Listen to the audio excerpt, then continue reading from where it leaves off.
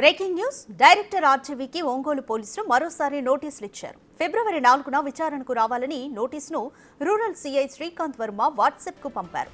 CM Chandrababu, deputy CM Pawan Kalyan, మంత్రి లోకేష్ ఫోటోలు morphing చేసి ఎక్స్ లో పోస్ట్ చేసినట్లు ఆర్జీవీపై ఆరోపణలున్నాయి. నవంబర్ 10న వర్మపై మద్దిపాడు పిఎస్లో కేసు నమోదైంది. నవంబర్ 19, 25వ తేదీల్లో 2 సార్లు నోటీసులు ఇచ్చినా వర్మ విచారణకి హాజరు కాలేదు. పోలీస్ విచారణకు హాజరు కాకుండా కొద్ది రోజులు అజ్ఞాతంలోకి వెళ్లిన రామ్ గోపాల్ వర్మ ఇదే కేసులో ముందస్తు బెయిల్ కూడా పొందారు.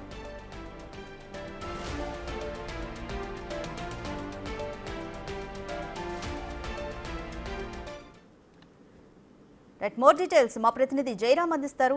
జయరామ్, ఆర్జీవీకి ఒంగోలు పోలీసులు వాట్సాప్ కి నోటీస్ పంపారు. దీనిపై ఆర్జీవీ ఏమైనా రెస్పాండ్ అయ్యారా? ప్రీవియస్ గా కూడా 2 సార్లు విచారణకు హాజరు కాలేదు కదా. సినీ డైరెక్టర్ రామ్ గోపాల్ వర్మకి ఈ రోజు ఒంగోలు రూరల్ పోలీసులు మళ్ళీ నోటీసులు పంపారు.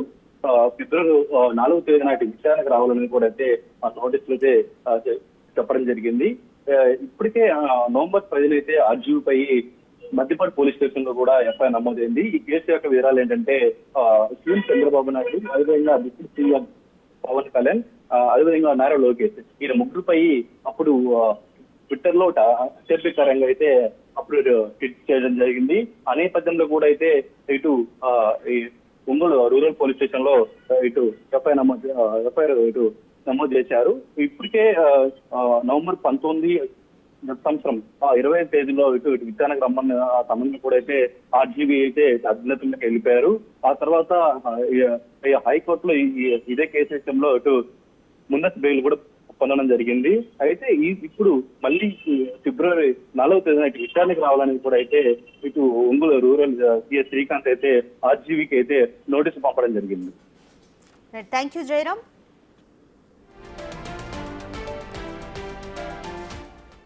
హైదరాబాద్ గోషామహల్ ప్రధాన రోడ్డు మరోసారి కుంగింది. పలు వాహనాలు ధ్వంసమయ్యాయి. గతంలో ఈ రోడ్డులో 4 సార్లు నాలా కుంగిపోయింది. నిన్న రాత్రి దారుస్సలం వైపు ప్రధాన రోడ్డు కుంగిపోవడంతో అందులో ఒక కారు, ఆటో, ట్రాక్టర్ చిక్కుకున్నాయి. వాహనదారులు దీంతో తీవ్ర ఇబ్బందులు పడ్డారు. ఇప్పటికే 4 సార్లు రోడ్డు కుంగిపోయినా జీహెచ్ఎంసీ అధికారులు పట్టించుకోవడం లేదని స్థానికులు ఆవేదన వ్యక్తం చేస్తున్నారు. తాత్కాలిక మరమ్మతులతో ఎలాంటి ప్రయోజనం లేదన్నారు. కుంగిన రోడ్డును mayor Gadwal Vijayalakshmi, zonal commissioner Anurag జయంతితో కలిసి పరిశీలించారు.